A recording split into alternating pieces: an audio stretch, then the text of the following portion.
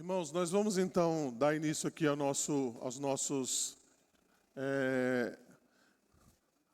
aula. Deixa só o Lucas preparar o slide ali.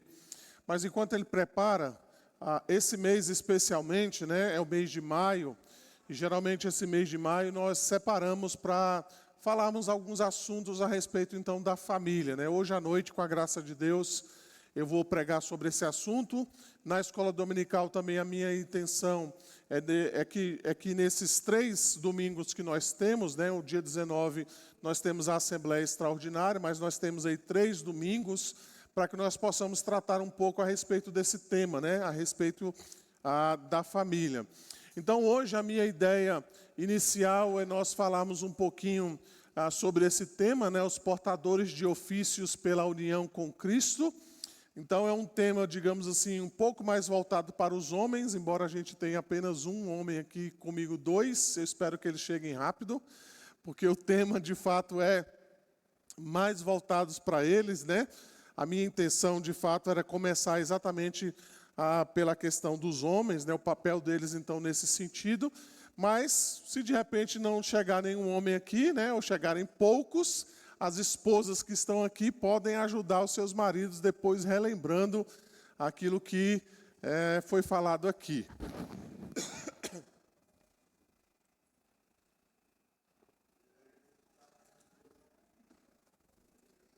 Vamos lá.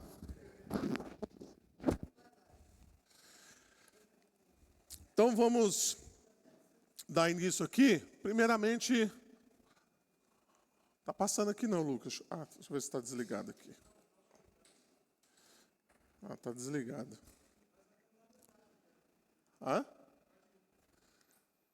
Não. Ok.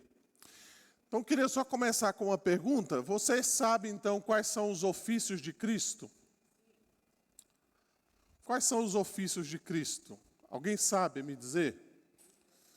Tirando a esposa do pastor, que ela gosta de falar aqui, alguém sabe quais são os ofícios?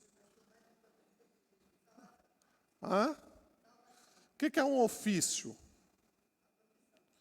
Isso, uma profissão, né? É um meio de agir, né? Quando a gente chama, por exemplo, os presbíteros e diáconos de oficiais ou de ofícios, né? A gente está dizendo então que eles têm uma liderança, né? Eles têm uma função, eles têm uma missão a ser exercida no meio da igreja. Falando então dos ofícios de Cristo, você já ouviu falar sobre esses ofícios? Nunca ouviram, gente, falar sobre os ofícios de Cristo? Eu vou dar uma dica, são 3.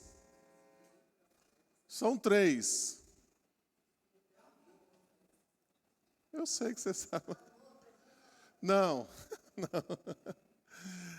Ninguém nunca ouviu falar? Quem nunca ouviu falar sobre os ofícios de Cristo? Pode ser sincero, honesto. Nunca ouviu falar. Nunca ouvi falar sobre os ofícios de Cristo. Nunca ouvi falar. Então tá bom. Estão perdoados. A partir de hoje, então, vocês vão saber. O primeiro deles é profeta. Tá? Então a gente vai ver isso, né? Cristo é profeta. Isso. Segundo, ele é sacerdote, tá? E terceiro, ele é rei, tá? Então, quando alguém falar para você sobre os 3 ofícios de Cristo, então você já sabe, a partir de hoje, não tem mais desculpa, tá? Que ele é profeta, sacerdote e rei, tá? Então, são esses 3 ofícios do Senhor Jesus Cristo, tá? Então, vamos só dar uma olhadinha aqui para aquilo que a confissão de fé, então, fala a respeito disso. Eu vou pedir para que vocês leiam o que a confissão de fé fala no capítulo 8º. Ele fala sobre essa questão, então, de Cristo e Cristo como mediador. E ele vai, então, trazer esse texto para nós, que, então, nos instrui a respeito desses 3 ofícios. Eu vou pedir aos irmãos, então, que leiam para mim, por favor. Podem ler? Aprove.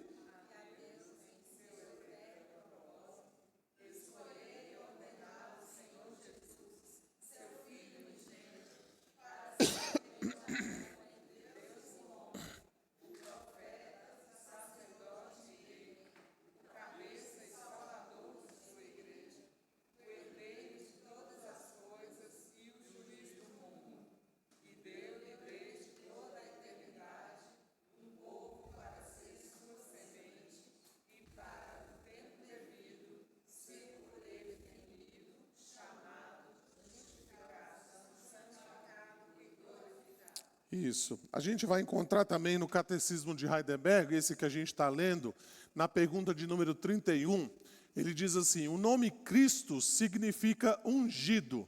Por que Jesus tem também este nome? A resposta lá, por favor, pedir os irmãos para lerem.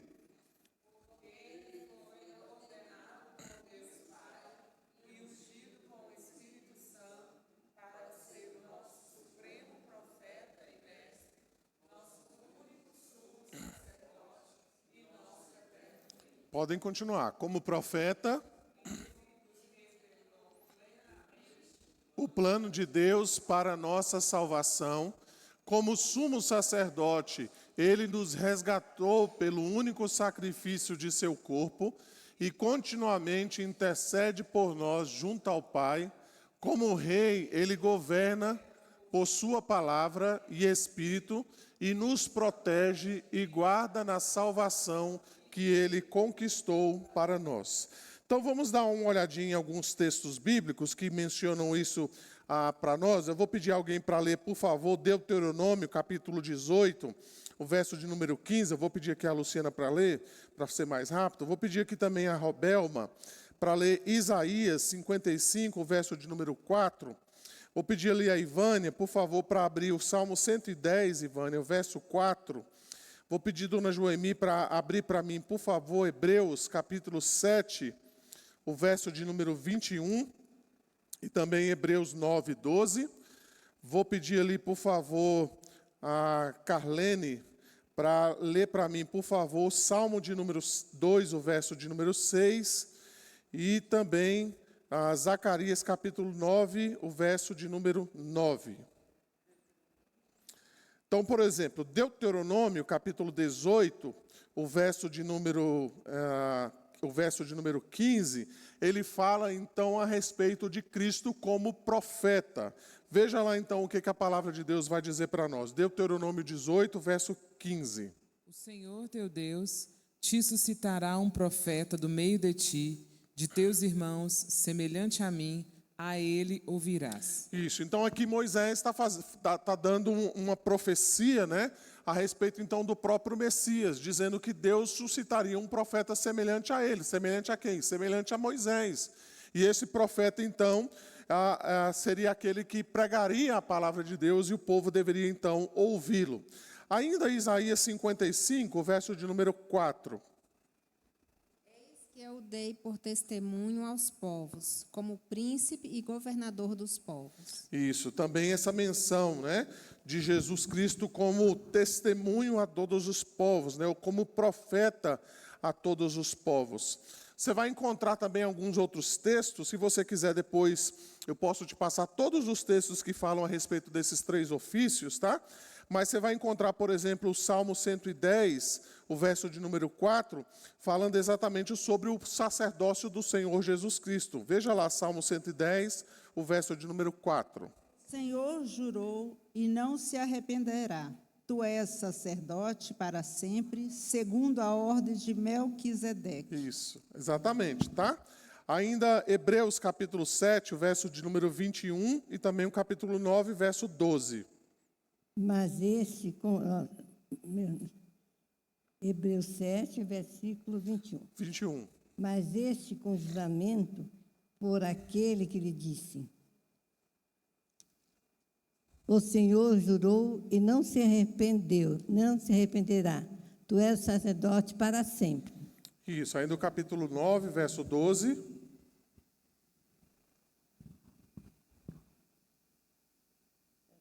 Não por meio de sangue de bodes e de bezerros, mas pelo seu próprio sangue, entrou no Santo dos Santos, uma vez por todas, tendo obtido eterna redenção.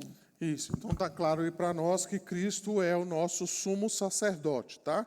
Ele entrou à presença de Deus para oferecer sacrifícios diante do Senhor. O sacrifício de Jesus foi a sua própria vida, né? Então ele era o próprio sacrifício, não só o sacerdote, mas também o sacrifício. Salmo 2, o verso 6, e ainda também Zacarias capítulo 9, o verso 9. Eu, porém, constituí o meu rei sobre o meu santo monte Sião. Isso, tá? Zacarias 9:9. Alegra-te muito, ó filha de Sião, exulta, ó filha de Jerusalém. Eis aí te vem o teu rei, justo e salvador, humilde, montado em jumento, num jumentinho, cria de jumenta. Isso, esse texto vai se cumprir lá em Mateus 21:5. Dizei à filha de Sião, eis aí que te vem o teu rei, humilde, montado em jumento, num jumentinho, cria de animal de carga. Então, todos esses textos, irmãos, e outros, né, falam exatamente desses três ofícios que Cristo exerceu na sua ação medianeira, né? Ele era profeta, sacerdote e rei, tá? Além disso, então, o Catecismo de Heidelberg, na pergunta de número 32, ele fala, então, a respeito disso. Por que você é chamado cristão? Os irmãos, por favor.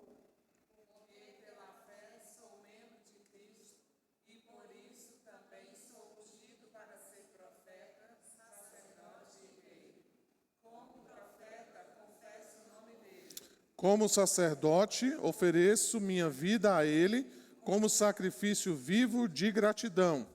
E como rei, combato nesta vida o pecado e o diabo de livre consciência e depois, na vida eterna, vou reinar com Ele sobre todas as criaturas. Alguém poderia fazer um resumo e uma ligação entre a pergunta 31 e 32 do Catecismo de Heidelberg? Alguém, por favor? A gente tem poucos hoje, fica mais fácil, né, da gente... Resumam para mim a pergunta 31 e a 32 e a ligação que uma tem com a outra. Querem que eu volte na pergunta 31? A pergunta 31, então, está falando sobre Cristo e os seus três ofícios, não é?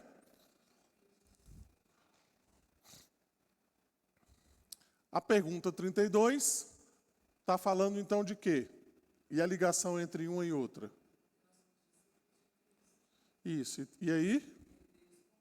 Aham.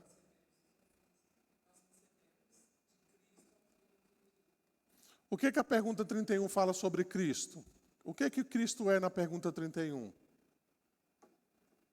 Vocês não tomaram café, não? Isso, profeta, sacerdote e rei. Na pergunta 32 está falando o que a respeito de nós? Isso. Exatamente. Então nós somos profetas, sacerdotes e rei. Certamente não é na mesma medida que Cristo é, né? Porque ele é o sumo sacerdote, ele é o rei eterno, né? Ele é o profeta, o último profeta de Deus. Mas a relação é exatamente essa. Nós também somos profetas, sacerdotes e reis. Vamos lá para alguns textos bíblicos que eu quero que vocês leiam, por favor. O primeiro deles, Joel, capítulo 2, o verso de número 28. Vou pedir ali o Ariston para ler para mim, por favor. Vou pedir ali... eu esqueci o nome do seu primo, Ariston. Aécio. Desculpa, viu, Aécio? Aécio, lê para nós, por favor, Mateus, capítulo 10, os versos 32 e 33. E vou pedir ali... eu esqueci o nome da senhora. Marileide. Vou pedir para ela ler, por favor, Apocalipse, capítulo 1, o verso de número 6, e dá uma ajudinha para ela também aí, o Carlene, para ela ler também Apocalipse 5:8, por favor. Primeiro é Apocalipse 1:6, depois Apocalipse 5:8. Joel 2:28. Tem um livro da Bíblia chamado Joel, viu? Tá aí, pertinho aí. Joel 2:28.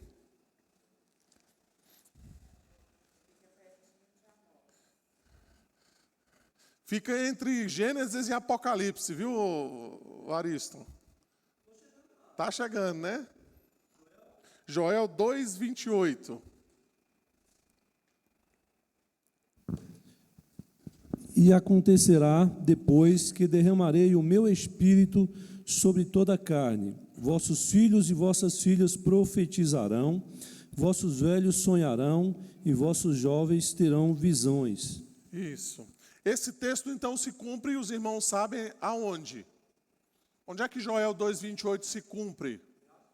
Em Atos capítulo 2, naquele episódio então do Pentecostes, especialmente ele é citado lá no verso de número 17, e acontecerá que nos últimos dias, diz o Senhor, que derramarei o meu espírito sobre toda a carne, os vossos filhos e vossas filhas profetizarão, vossos jovens terão visões e sonharão os vossos velhos. O que que Joel e Atos capítulo 2 está dizendo a respeito então do Espírito Santo e desses acontecimentos que seguiriam, né, com a descida do Espírito Santo? Primeiro, que o Espírito Santo então agora não seria mais discriminado apenas a um grupo de pessoas. Vocês lembram que a dispensação do Espírito Santo no Antigo Testamento, ela selecionava algumas pessoas. Não eram todos que eram receptores do Espírito Santo, apenas os reis, né? Lembra, por exemplo, quando Davi foi ungido por Samuel? Se você ler lá no capítulo 17 de 1 Samuel, vai dizer, e o Espírito, então, passou a repousar sobre Davi, mais ou menos assim, né? Você lembra do episódio lá de Moisés, quando Deus, então, pediu para que Moisés reunisse 70 homens e disse, olha, reúne aí 70 homens, que eu vou tirar a porção do Espírito que está sobre você e vou distribuir sobre esses 70 homens para que eles possam, então, ajudar você no que diz respeito ao cuidado das pessoas, né, do povo. Aquilo, então, foi algo temporário, mas o Espírito Santo, na verdade, só estava sobre Moisés. Agora, a promessa do Novo Testamento é que o Espírito Santo agora está sendo derramado de maneira indiscriminada, né? Joel vai dizer, e Atos também vai dizer, que agora vem sobre os velhos, sobre os servos, sobre os filhos, sobre as filhas, né? Agora não é uma maneira mais discriminada, agora é algo que vem sobre todo o povo de Deus, ou sobre todo aquele que crê em Jesus Cristo. Isso quer dizer, irmãos, que nós temos então a porção do Espírito Santo sobre as nossas vidas. Isso quer dizer que nós não precisamos mais de mediador humano para nos aproximarmos diante de Deus. Isso quer dizer, irmãos, que nós então podemos também profetizar a palavra de Deus, ou seja, nós podemos pregar a palavra de Deus. Nós não dependemos mais de meios humanos que façam essa ligação entre nós e Deus, mas nós podemos então fazer isso, né? Nós podemos então ser essa boca de Deus para profetizar, né? Para anunciar a palavra de Deus. Veja ainda Mateus capítulo 10, os versos 32 e 33. Todo aquele que me confessar diante dos homens, também eu confessarei diante do meu Pai que está nos céus. Mas aquele que me negar diante dos homens, também eu o negarei diante de meu Pai que estás nos céus. Isso, tá? Romanos vai dizer, porque com o coração se crê para a justiça e com a boca se confessa a respeito da salvação. É o que diz aí o Catecismo de Heidelberg, né? Como profeta, eu confesso o nome de Deus, eu confesso o nome de Jesus. Ainda Apocalipse capítulo 1, o verso 6, e também Apocalipse 5, verso de número 8. 1:6. E nos fez reis e sabedores para Deus e seu Pai, e a ele glória e poder para todo o sempre. Amém. Isso. Capítulo 5, verso 8. Ai, cadê o 5? É isso. Peraí, já vou. 8. Eu sou o Alfa e o Ômega, o princípio e o fim. Esse é o 5, 8. 5, verso 8. Desculpa, não bota muito em cima, não. 8. E havendo tomado o livro, que eu estou sem óculos, os 4 animais e os 24 anciões prostraram-se diante do Cordeiro, tendo todos eles harpas e salvas de ouro, cheias de incenso, que são as orações dos santos. Isso, mais um pouquinho adiante, no verso 10, João vai dizer, para o nosso Deus os constituíste reino e sacerdotes, e reinarão sobre a terra. Então vejam, irmãos, que a palavra de Deus, ela mostra para nós exatamente isso, né? Mostra que há uma ligação do tríplice ofício de Cristo no que diz respeito também a estes ofícios que são dados a nós. Nós somos profetas, sacerdotes e reis do Deus Altíssimo, tá? Então é dentro disso, né, dentro dessa perspectiva, que nós queremos então continuar a mencionar a respeito então do tríplice ofício de Cristo como fonte então para a liderança do marido no lar, tá? Então, primeiramente, eu gostaria então de mencionar que o marido, então, ele deve ser profeta no seu lar, né? Então, o catecismo vai falar sobre isso, né? Ele vai falar na pergunta 31, porque ele foi ordenado por Deus e ungido com o Espírito Santo para ser o nosso supremo profeta e mestre, nosso único sumo sacerdote e eterno rei. Então, como profeta, ele nos revelou plenamente o plano de Deus para a nossa salvação. Então, um profeta, irmãos, ele não quer dizer, ou não quer dizer que seja alguém simplesmente que prevê o futuro, né? A gente sempre pensa na profecia, ou no profetismo do Antigo Testamento, como algo, então, que fala a respeito do futuro. Mas se você for honesto na sua leitura do Antigo Testamento, você vai perceber que muitas vezes o profeta está chamando o povo para aquilo que já acontecia, já existia. A maioria das profecias dizem respeito ao povo voltar para os 10 mandamentos, voltar para a lei de Deus, voltar para os estatutos de Deus. Aqui e acolá você vê, então, o profeta falando alguma profecia, né, a respeito do futuro, a respeito do Messias. Mas, de termos gerais, o profeta tinha essa função, então, de trazer o povo, ou retornar o povo à palavra de Deus. Então, nesse sentido, o marido, ele funciona exatamente como um profeta dentro da sua casa. Ele, então, tem esse papel fundamental de chamar a sua família, de chamar, então, a sua esposa e os seus filhos ao retorno da palavra de Deus. Então, percebam, irmãos, que nós muitas vezes falamos do marido como sacerdote do lar, mas a verdade completa é que ele é profeta, sacerdote e rei. A gente vai falar sobre isso daqui a pouco também, tá? Mas veja que a menção aqui que eu quero fazer é esta, né? De que o marido, então, como profeta, ele deve, então, se atentar à sua função de chamar a sua família a se encontrar com Deus, né? A palavra de Deus. Então, como ele deve ensinar sendo profeta no seu lar? Então, primeiramente, ele deve ensinar com paixão. Ou seja, ele deve proclamar a palavra de Deus com zelo, com dedicação.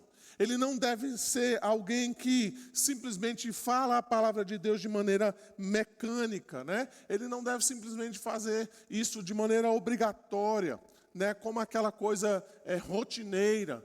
Mas ele deve, de fato, falar a palavra de Deus com o seu coração incendiado pelo desejo, então, de que os seus filhos tenham, de fato, um conhecimento a respeito da palavra de Deus. Então, a primeira coisa é essa, né? Ensine com paixão a palavra de Deus. A segunda coisa, então, que eu preciso mencionar é que o profeta deve ensinar como mordomo autorizado da parte de Deus. Então, veja que o esposo, o marido, ele é um ministro de Deus dentro do seu lar.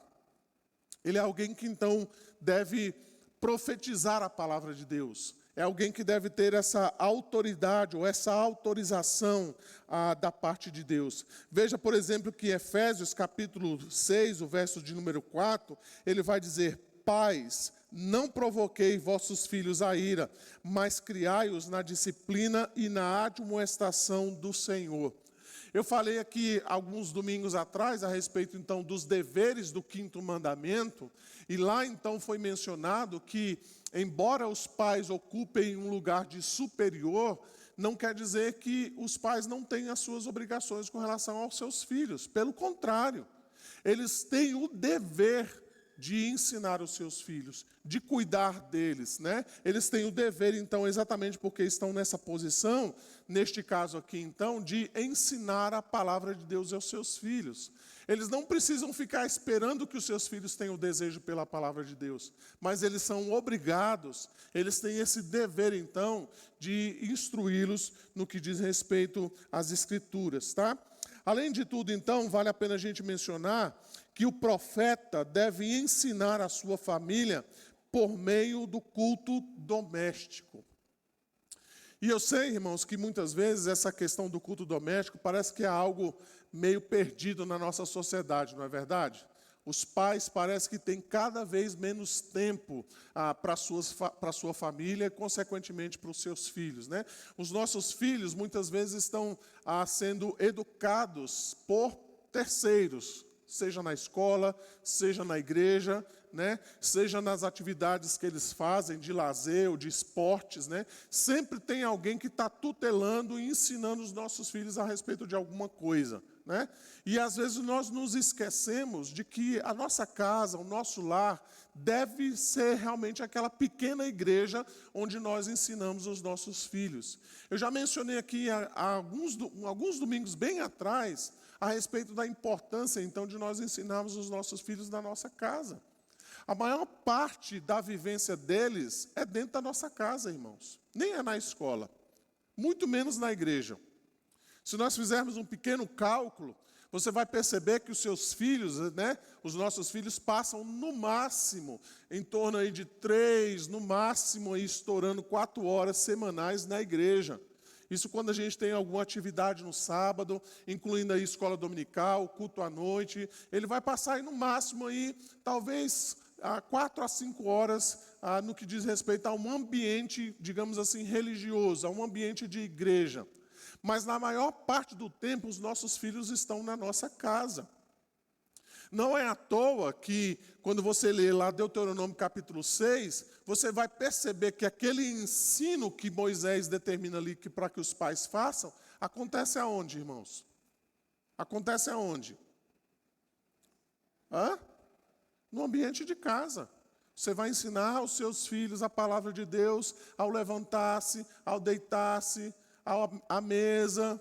Você vai inculcar a palavra de Deus nele exatamente nesse contexto de vida familiar, onde nós então lidamos com os nossos filhos dia após dia.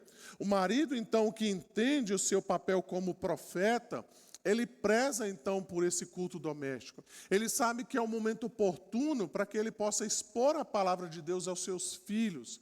É o momento então que ele deve nutrir os seus filhos com a palavra de Deus. Ele deve então proferir a palavra de Deus em momentos como esse. Além disso, então, nós devemos ensinar por meio do nosso exemplo. Então, além de ser o nosso profeta principal, Jesus era a palavra viva. Jesus não apenas ensinou por meio das suas palavras, mas ele ensinou também por meio das suas práticas, por aquilo que ele fazia. Ele não só disse aos seus discípulos o que eles deveriam fazer, mas ele ensinou os seus discípulos como eles deveriam fazer. Veja, por exemplo, que o apóstolo Paulo, ao ensinar, por exemplo, o jovem pastor Timóteo, ele não só o ensina por meio de doutrinas, mas ele vai dizer lá no capítulo 2, no capítulo 3 de 2 Timóteo, os versos 10 e 11, ele vai dizer assim: tu, porém, tens seguido de perto o meu ensino, procedimento, propósito, fé, longanimidade, amor, perseverança, as minhas perseguições e os meus sofrimentos, quais me acometeram em Antioquia, Icônio e Listra. Que variadas perseguições tenho suportado, de todas, entretanto, me livrou o Senhor. Então o apóstolo Paulo não só ensinava a Timóteo, mas Timóteo podia ver o exemplo do apóstolo Paulo. Irmãos, homens, que exemplo nós temos dado aos nossos filhos? De piedade, de amor ao Senhor, de dedicação à igreja, de prioridades na nossa vida. Então, como profeta, nós precisamos nos atentar a respeito disso. Além disso, então, nós podemos dizer que o profeta deve ensinar compartilhando a sua vida. Jesus, então, ensinava aos seus discípulos por meio da sua própria vida. Ele gastava tempo, então, com os seus discípulos. Ele compartilhava, então, a sua vida. Ele compartilhava, muitas vezes, as suas preocupações. Ele tinha momentos a sós, então, com os seus discípulos, em que ele podia derramar a sua vida aos seus discípulos. Ele chegou a chamar os seus discípulos de amigos. Olha, vocês não são, na verdade, os meus servos. Vocês não são apenas os meus discípulos. Vocês são os meus amigos, tá? Além disso, então, nós podemos mencionar que o profeta, ele deve ensinar o seu filho de maneira total, ou seja, não só no que diz respeito às coisas religiosas, às coisas de Deus, mas deve ensinar os seus filhos na totalidade da vida. Bons conselhos, dar entendimentos a eles a respeito, então, dos cuidados que eles devem ter com o seu coração, os perigos, então, que os cercam, as questões relacionadas ao futuro, como eles devem, então, lidar com várias áreas da vida. Tudo isso, então, deve nos trazer à memória esse nosso papel, então, como profeta. Lucas 2,52, um texto que a gente conhece bem, diz que Jesus crescia em sabedoria, estatura e graça diante de Deus e diante dos homens, tá? Então este é o papel que o profeta deve fazer dentro do seu lar. Uma oração então que nós devemos fazer aqui, meus irmãos, é essa, né? Então eu quero convidar aí os homens, né, para que façam essa oração junto comigo. Vamos orar então essa oração aí? Sou um ser humano pecador, mas Senhor, ajuda-me a confessar meu pecado, minha caminhada inconsistente, minha ignorância da Bíblia e a minha falha em evangelizar meus filhos. Deixa-me ficar tristes por essas falhas. Volta-me para ti em busca de graça para cumprir minhas responsabilidades da aliança e me refugiar em ti, apoiando-me em tuas promessas da aliança e olhando para Jesus, teu Filho, como meu modelo, meu guia e minha força. Ok? Então a gente precisa considerar isso, irmãos. Em primeiro lugar, nós somos profetas dentro da nossa casa, tá? Nós precisamos então ensinar a palavra de Deus aos nossos filhos, à nossa esposa, a fim então de que eles possam desfrutar das bênçãos de Deus. A segunda coisa, então, que eu quero mencionar é, então, o sacerdote no lar, que geralmente é o que a gente mais fala, não é? O marido, então, é o sacerdote no lar, mas hoje você já está aprendendo que ele não é só sacerdote, ele também é profeta e a gente vai ver também que ele é rei, tá? Então, como é que o marido exerce... Acho que eu apaguei alguma coisa aqui, Lucas. Como é que o marido, então,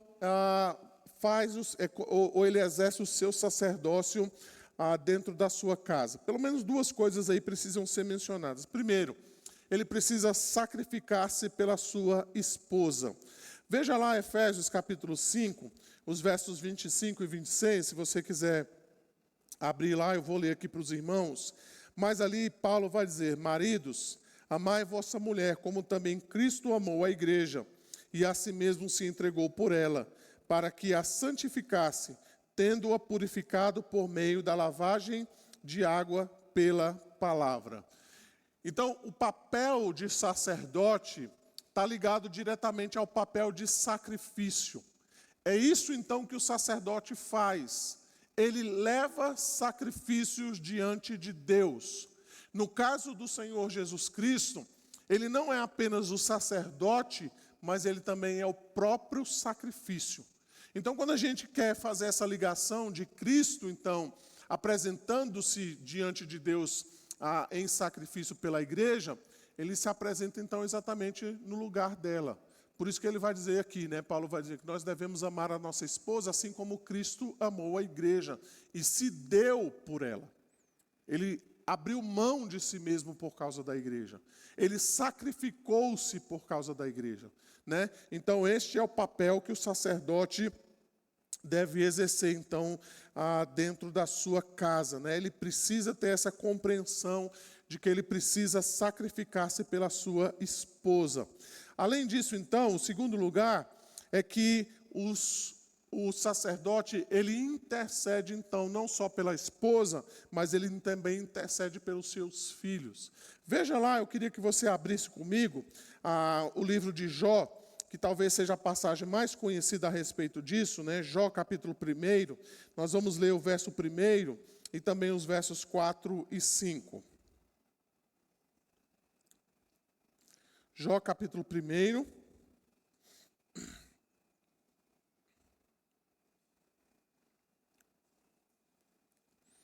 os versos 1, 4 e 5. O verso 1 diz assim: havia um homem na terra de Uz, cujo nome era Jó, homem íntegro e reto, temente a Deus e que se desviava do mal.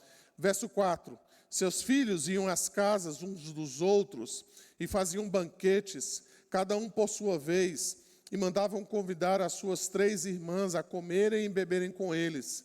Decorrido o turno de dias de seus banquetes, chamava Jó a seus filhos e os santificava.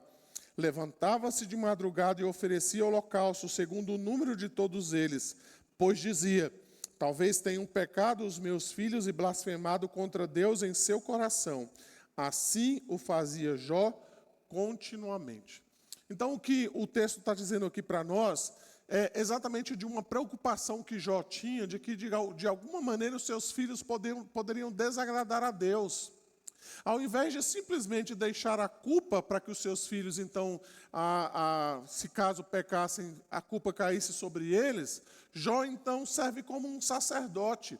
Ou seja, ele intercede pelos seus próprios filhos, suplicando a graça de Deus sobre a vida deles por meio de sacrifícios. Assim também nós, como pais, muitas vezes temos que fazer isso com os nossos filhos, não é? Às vezes até, inclusive, confessando os pecados deles diante de Deus, dizendo: Senhor, perdoa o meu filho, porque ele tem sido ignorante, ele tem sido desobediente, ele não tem obedecido ao Senhor, mas eu quero aqui apresentar o meu filho diante do Senhor e suplicar o teu perdão para a vida dele, né? E não simplesmente deixar os nossos filhos na mazela dos seus próprios pecados, ajudando-os, então, nesse sentido, a fim de que Deus possa alcançar alcançá-los através da sua graça.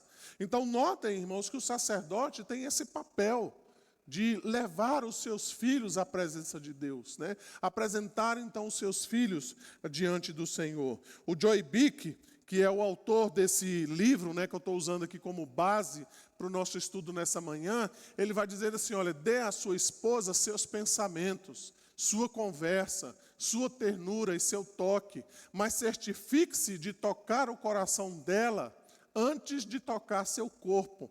Pare de medir seu amor apenas em colheradas de acordo com o que ela tem feito por você ultimamente. Comece a derramar seu amor como um balde, né? Não um bande, né? Mas um balde de acordo com as infinitas riquezas do amor de Cristo por você.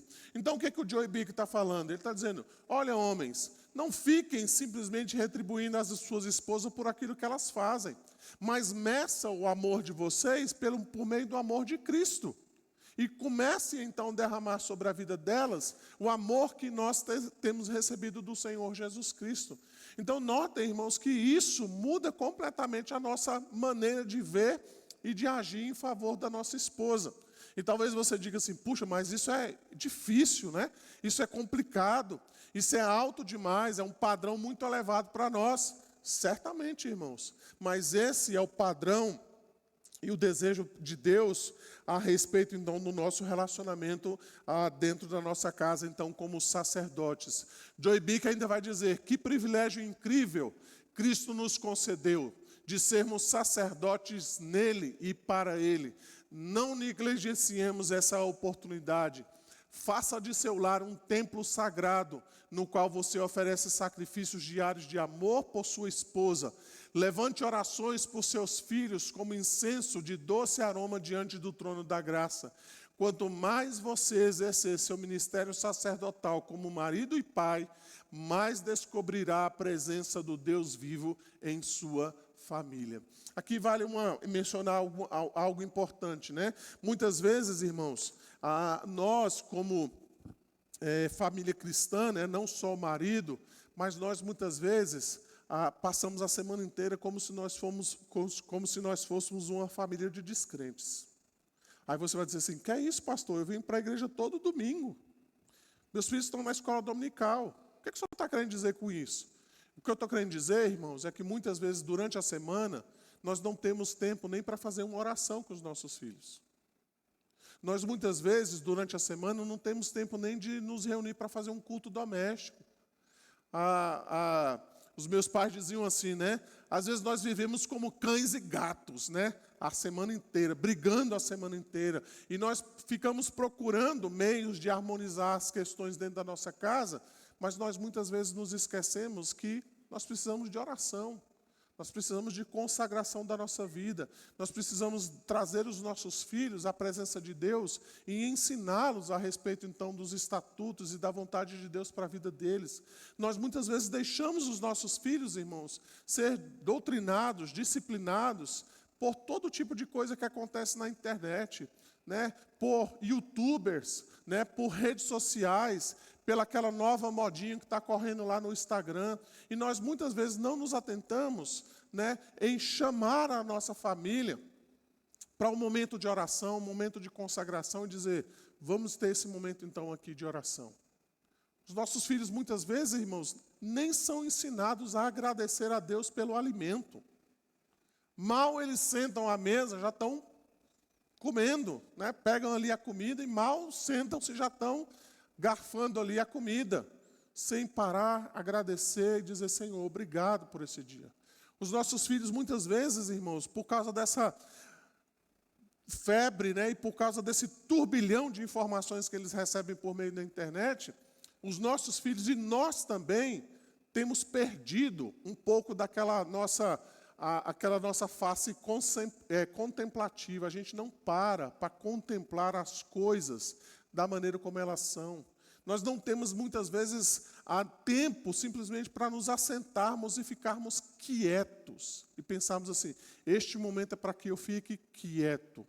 Eu não quero pensar em nada, eu não quero pensar em ninguém, eu não quero pensar nos meus problemas, eu quero simplesmente aqui sentar, ouvir, quero ler aqui uma parte da Escritura, quero ler um livro. Nós simplesmente estamos perdendo essa nossa faceta, né, esse nosso lado contemplativo, exatamente porque nós recebemos dia após dia enxurradas de informações e os nossos filhos também vão levando essas informações. Então percebam a necessidade que nós temos então de resgatar o sacerdócio do marido no lar, no que diz respeito, então, a levar os nossos filhos, né, levar a nossa família à presença de Deus. Além disso, então, a terceira coisa que nós precisamos mencionar dentro desses ofícios, né, é que o marido, então, funciona como rei no lar. E não entenda o rei daquele jeito que você entende, tá? Chegou o rei, né? O rei chegou à sua casa, né? Chegou o imperador, não é nada disso, tá? Então, veja, como rei, nós precisamos, então, ter algumas considerações. Então, nós devemos ser profetas que ensinam, bem como sacerdotes que intercedem e sacrificam. Você pode ser amigo de seus filhos, mas é mais do que isso. No Senhor, você é a figura de autoridade deles. Devemos ser reis em um lar cujo governo seja justo, sábio e amoroso, tá?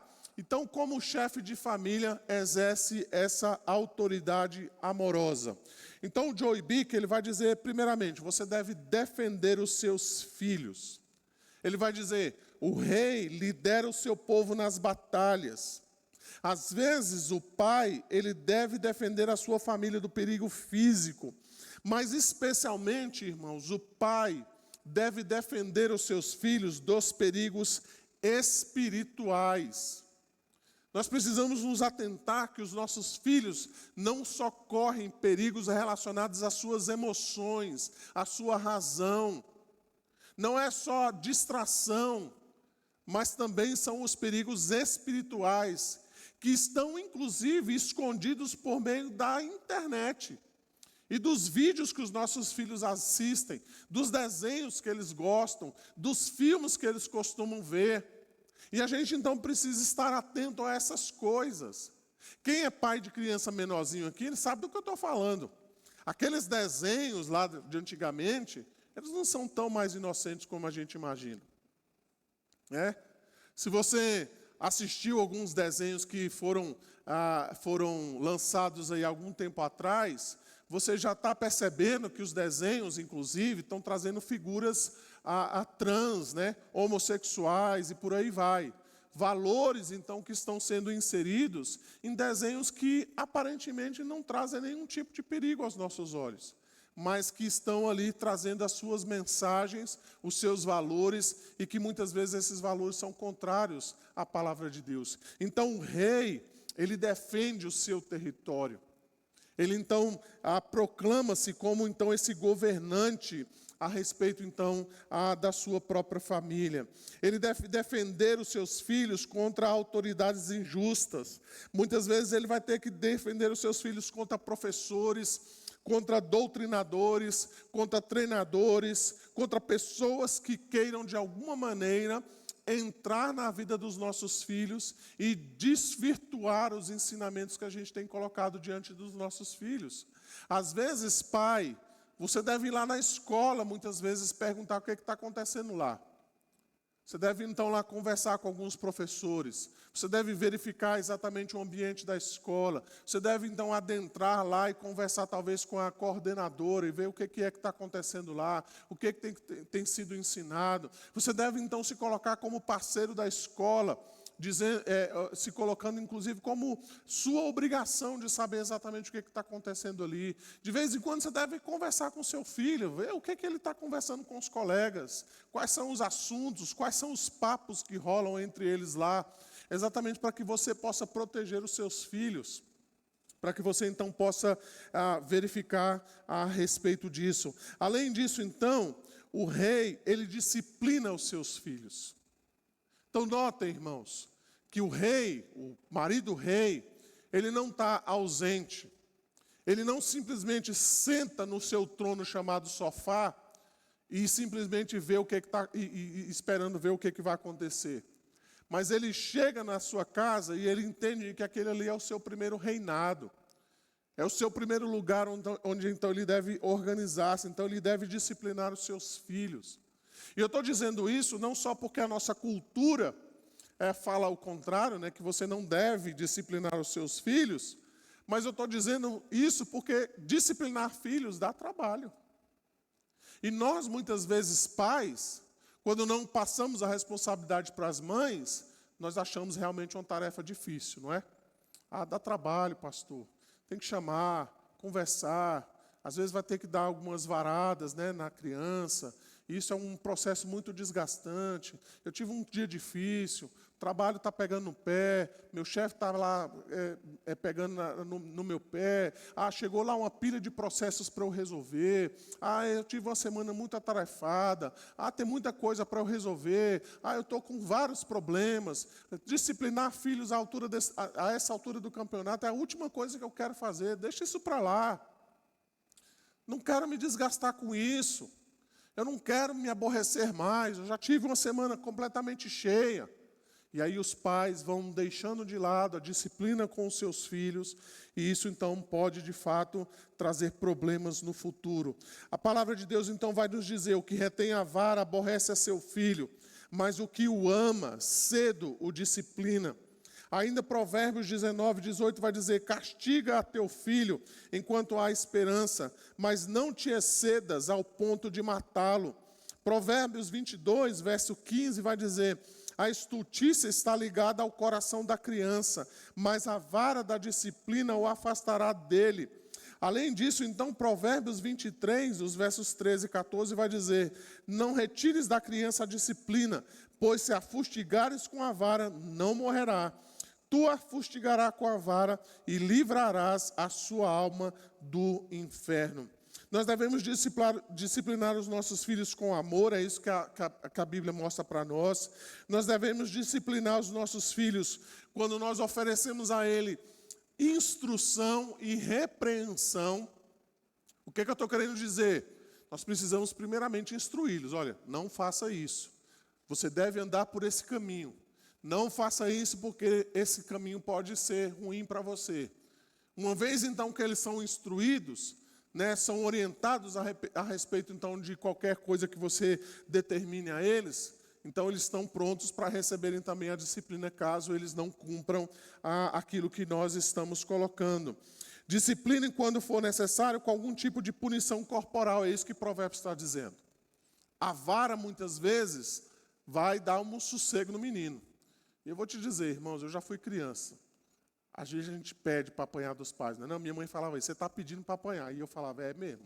Hoje eu entendo que realmente eu pedia para apanhar, né? E às vezes a gente está vendo o menino ali, está pedindo para apanhar, e às vezes a gente vai sendo longânimo, né? Mas chega um momento que não tem jeito, irmãos. Tem que pegar e tem que dar ali algumas varadas, né? Alguma correção corporal, tá? Ele diz aqui, discipline seus filhos com honra. O que ele está dizendo? Você não precisa humilhar o menino. Você não precisa fustigá-lo ao ponto de deixá-lo completamente entristecido. Discipline seus filhos com consistência, juízo e autocontrole, é o que ele está dizendo. Não discipline os seus filhos quando você estiver com raiva. Não discipline os seus filhos ultrapassando os limites necessários e seguros. Ele diz, discipline os seus filhos para arrependimento.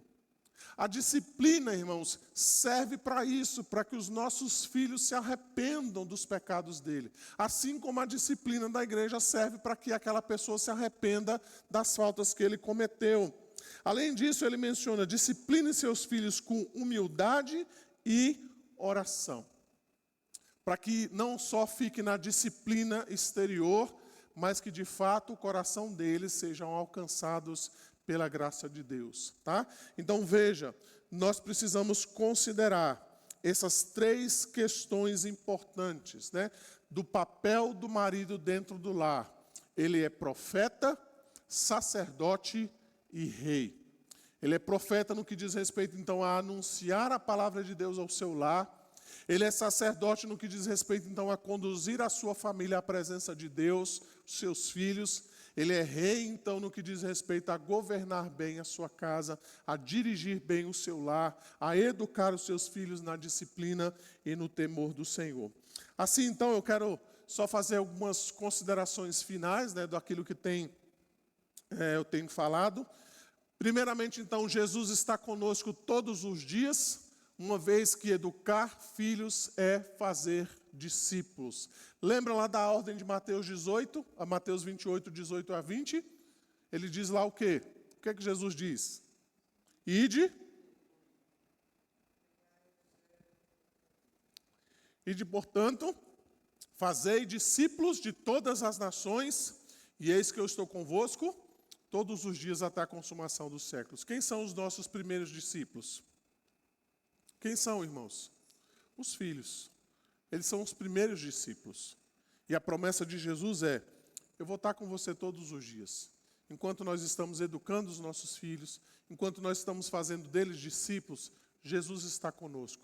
Ele nos ajuda. E isso, então, serve para nós como uma palavra de consolo, né? Uma palavra de conforto. Nós não estamos sozinhos nessa luta. Segundo lugar, nós não podemos exercer os ofícios de Cristo à parte de Cristo. Embora a gente fale dos ofícios do marido no lar, como os ofícios de Cristo, nós precisamos dos ofícios de Cristo em nosso favor também. Nós precisamos de Cristo falando aos nossos corações por meio da palavra. Nós precisamos de Cristo como nosso sacerdote. Nós precisamos de Cristo como rei em nossa vida. Então, o bom marido, o bom pai, ele compreende que ele também precisa do Senhor Jesus Cristo para que ele possa exercer esses ofícios, então, na vida da sua família, né? Então Jesus vai mencionar isso lá em João capítulo 15, quando ele fala então dessa figura, né, da videira e dos ramos. Ele vai dizer, quem permanece em mim e eu nele, esse dá muito fruto, porque sem mim nada podeis fazer. Nenhum pai pode ser um bom pai à luz de Cristo sem Cristo. Nós não podemos ter um lar debaixo da graça de Cristo, deixando Cristo do lado de fora. Nós não podemos ter uma igreja abençoada por Cristo se Cristo não estiver no seio, no meio, no centro da nossa igreja. Além disso, então, meus irmãos, em fé, nosso sumo profeta, único sumo sacerdote e rei eterno, não nos tornará passivo, mas confiantemente ativos. O que é que eu estou querendo dizer com isso?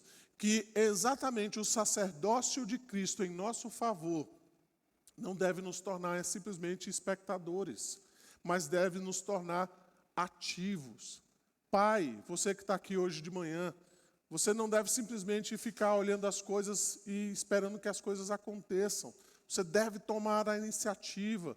Você deve, então, liderar a sua casa. Você deve, então, marcar o culto doméstico lá num dia da sua semana. Você deve, então, pedir aos seus filhos a leitura da palavra de Deus. Você deve orar com os seus filhos. Você não deve esperar essa motivação vir deles. Mas você deve tomar essa iniciativa, então, de ir até eles e ajudá-los, então, a conhecer o Senhor Jesus Cristo. Você deve ser ativo, então, nessas questões que eu acabei de mencionar, ok?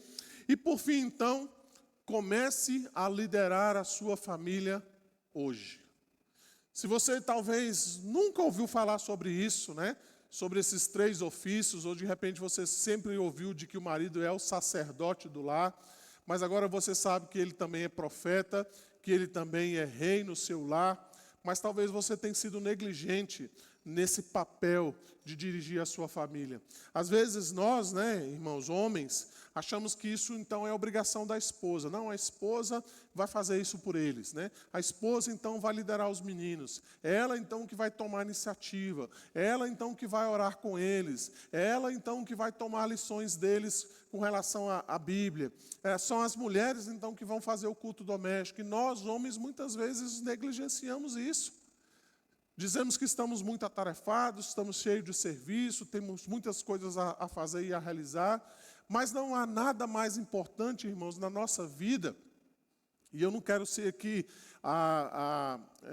muito radical nisso, né, e nem quero ser muito simplista naquilo que eu vou dizer, mas a nossa maior prioridade é a nossa família. É a nossa esposa, são os nossos filhos.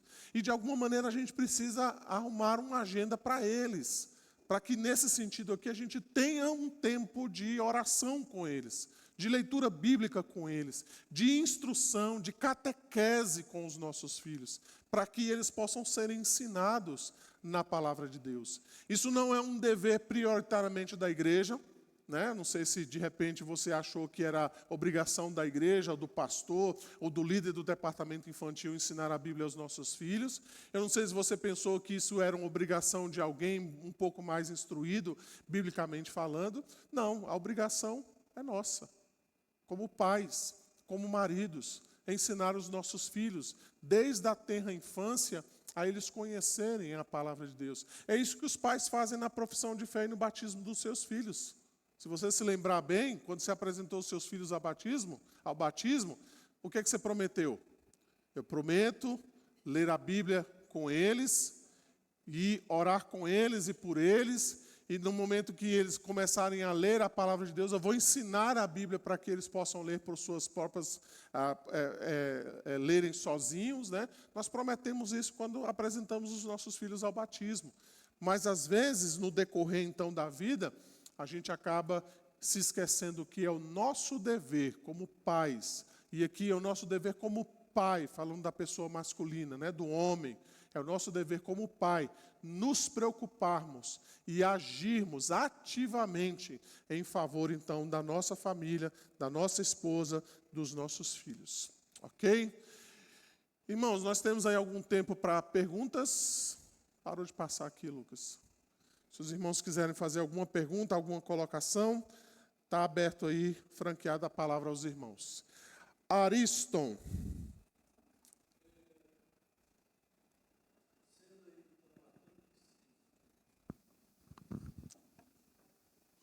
Um tríplice ofício. O tríplice ofício de Jesus, a base para a liderança do marido no lar.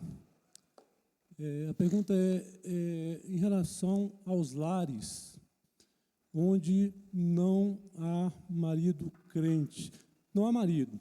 Às vezes não há porque por viuvez, por separação, ou porque o marido não é crente, não professa a fé em Cristo. Aí pode a mulher exercer, deve exercer esses ofícios em lugar do marido? Essa é a pergunta. Ou qual seria a orientação? Então, nós vamos pela exclusão, né? Aí é um excludente, né? Um caso à parte daquilo que foi falado aqui.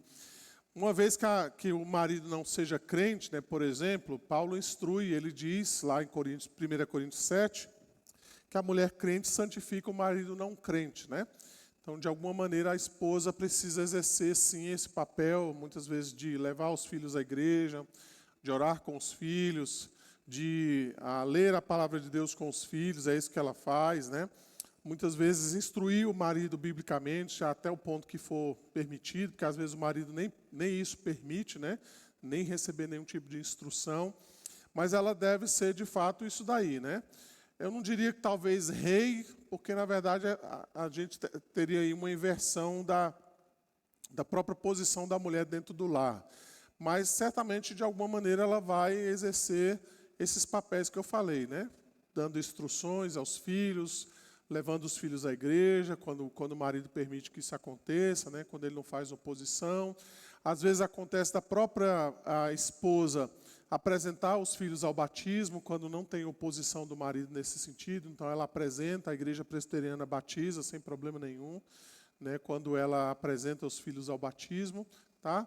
Às vezes, quando tem a viuvez, aí ela assume esses papéis, né? Ela vai ter que governar a casa, ela vai ter que instruir os filhos, ela vai ter que orar e ler a Bíblia com eles, ela vai ter que fazer todo esse papel aí que a gente acabou mencionando, né? O ideal sempre é o marido crente, entendendo o seu papel como um homem cristão, ele exerça esse papel dentro do lar. Tá? As excludentes a gente vai tratando de cada caso. Tá? Assim também, às vezes, o marido, né? Às vezes você tem um marido que é crente, e a esposa não é crente, e aí ele precisa exercer, de fato, o seu papel como sacerdote, profeta, rei. Às vezes é ele que vai ter que trazer os filhos à igreja, ele vai ter que sentar com os meninos, orar com eles, ler a palavra de Deus com eles e tudo mais. Tá? Nesse sentido aí. Ana Angélica ali no fundo, e depois... Sim.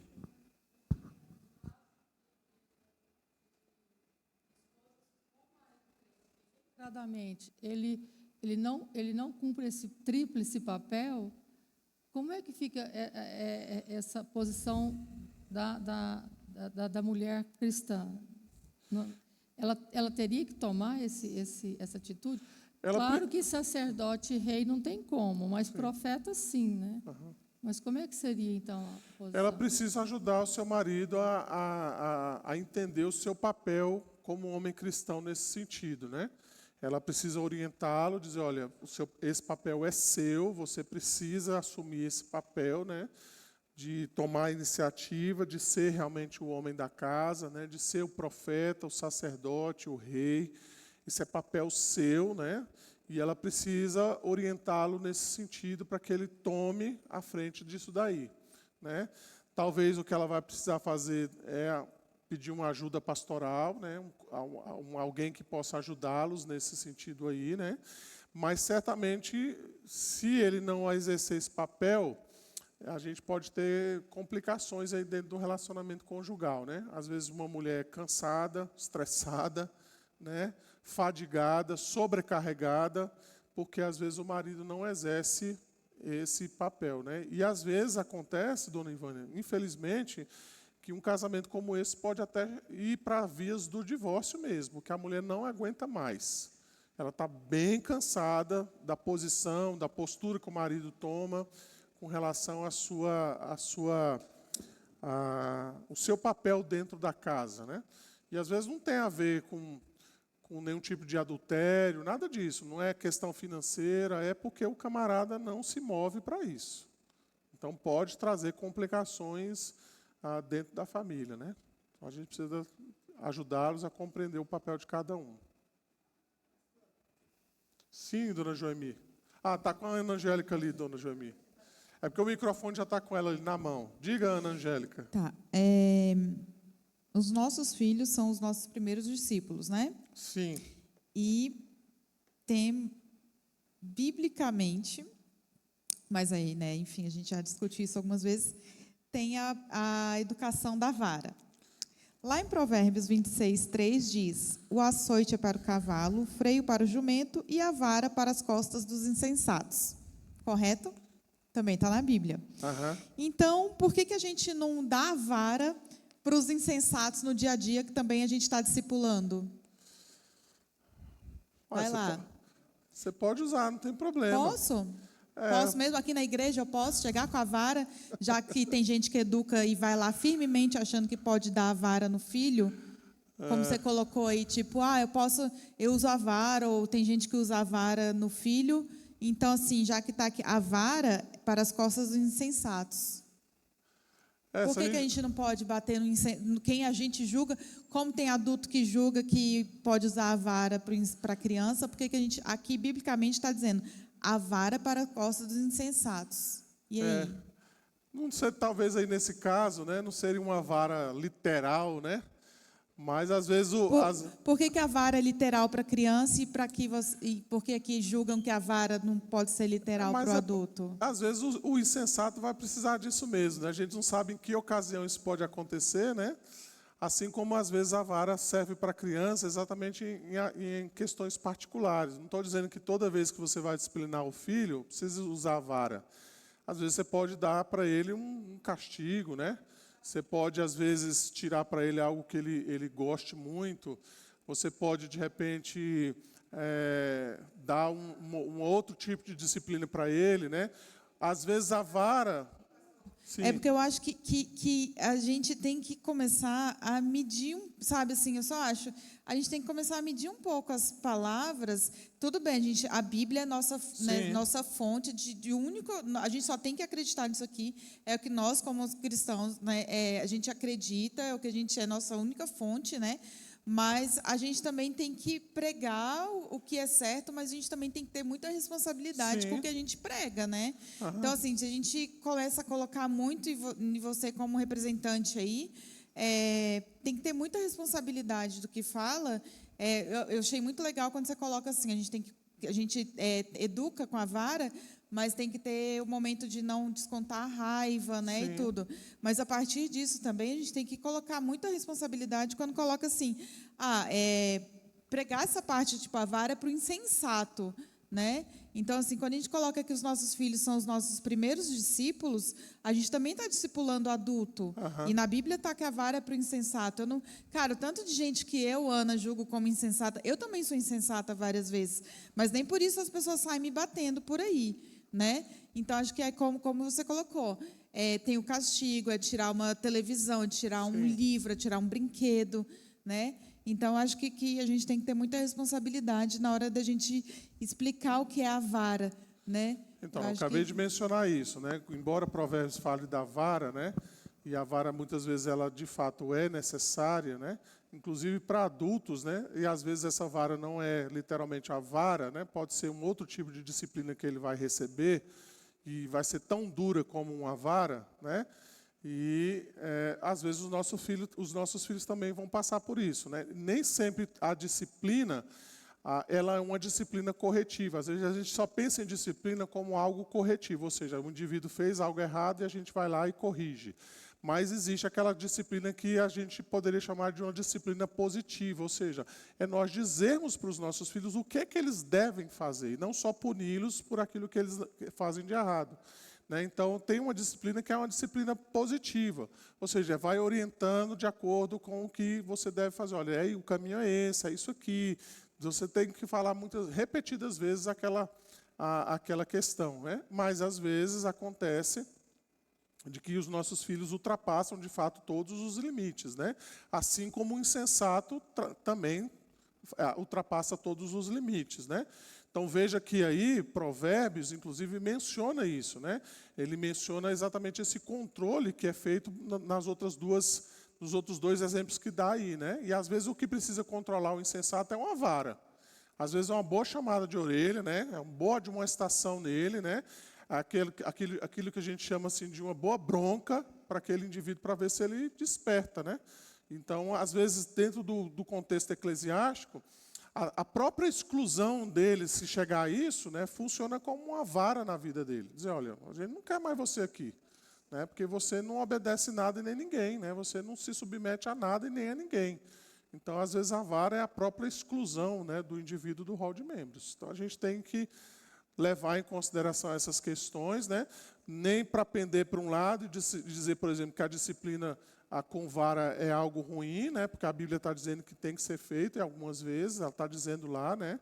que a vara pode ser usada na educação dos filhos, e nem exaltar a vara, dizer que toda disciplina só pode ser a aplicação de vara, né? Então, toda vez que o menino fizer alguma coisa errada, ele vai tomar uma surra, né? Então, a gente tem que tomar cuidado, ser moderado, e nós mesmos, como pais, a gente conhece os nossos filhos, né? A gente sabe exatamente com quem a gente está lidando. Às vezes, os nossos filhos são mais brandos, eles ouvem mais rapidamente o que a gente fala, mas às vezes eles são mais endurecidos.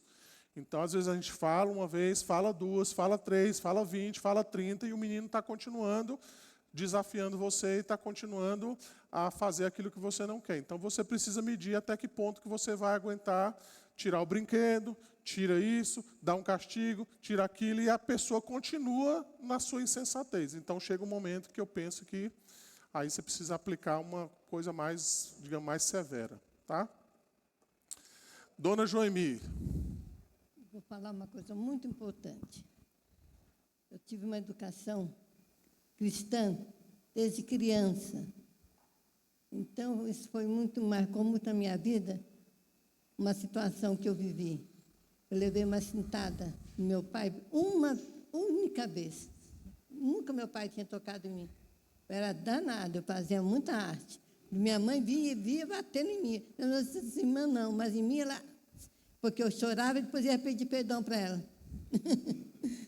E meu pai bateu em mim porque ele dava a Bíblia para as crianças, a gente era criancinha, cada um tinha sua Bíblia, mas essas Bíblias aqui, não tinha Bíblia de criança naquela época, era a Bíblia mesmo, era pesada, e a gente tinha que levar, tomar muito cuidado para não amassar nenhuma folhinha e muito menos rasgar.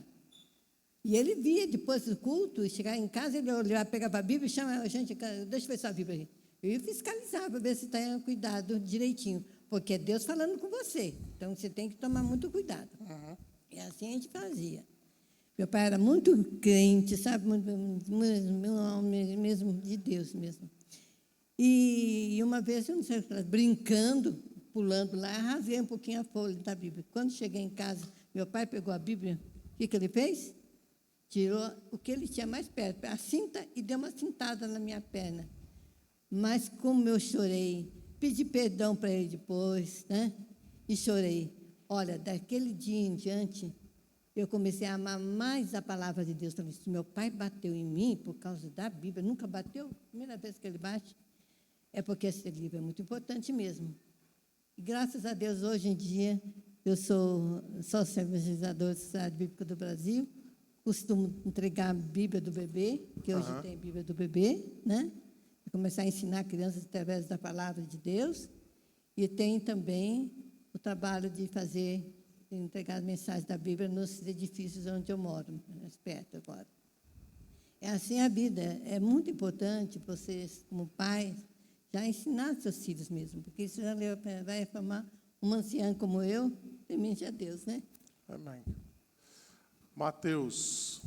Essa questão sobre a vara ser literal ou não, eu entendo, por exemplo, no Novo Testamento a gente vê que Paulo recebeu vários açoites, né? Então era uma das punições dos judeus para aqueles que cometiam algum, vamos dizer, algum crime, né? Não necessariamente crime, mas aquilo que eles entendiam ser crime. Então, quando Salomão fala a vara é para as costas do tolo, ele está dizendo que aquele que é insensato, naturalmente, ele vai acabar fazendo algo que vai levar as autoridades a, literalmente, usarem a vara para as costas deles, né? Então, eu não entendo essa visão da Ana Angélica de que a vara seja metafórica. Inclusive, em Hebreus, a gente vai ver o autor de Hebreus falando de Deus como Deus açoita todo filho que recebe, né? Então, Deus, de fato, ele pune os seus filhos, e ele fala que a gente tem que ser agradecido a Deus, porque se ele não nos açoitaria, se ele não nos amasse, né? Então, é claro que existem outras formas de castigo, né? Mas Provérbios, quando ele fala da vara, ele não parece sugerir nenhum tipo de metáfora, ele parece literalmente falar disso. Mas isso não deve ser feito com violência e nem de forma raivosa, como o senhor disse, né? Sim, exatamente.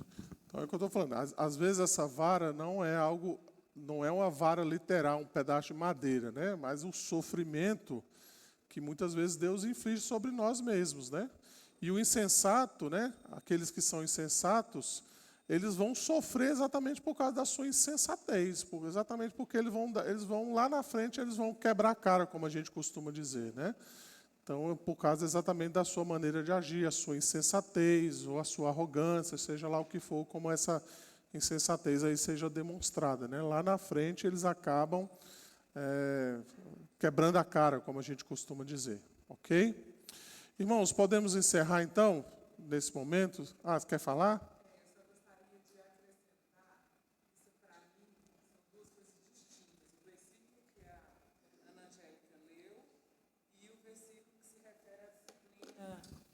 A disciplina da criança, né? Porque são duas coisas distintas. Porque um está falando sobre o tolo, que profere palavras tolas, e por causa disso ele vai acabar se pegando, como você bem colocou, nas suas palavras, e isso vai trazer tristeza, dor, né? E aí a metáfora da vara nas costas. E a disciplina da criança é algo realmente de coordenar os atos da criança. Então, são duas coisas que não cabem ser comparadas, né, nesse sentido da disciplina em si. A criança precisa, e a gente precisa trazer a vara, porque a vara afasta dela a estutícia, a própria palavra vai trazer isso. Então, penso que são duas coisas distintas. De certa maneira, a insensatez também está ligada por isso a criança precisa muitas vezes ser disciplinada, né, por causa da insensatez do coração dela. Isso. O adulto também tem isso, né? Então, muitas vezes, ele vai ser julgado, né? Ele vai ser punido também dessa forma, exatamente por causa dessa insensatez dele.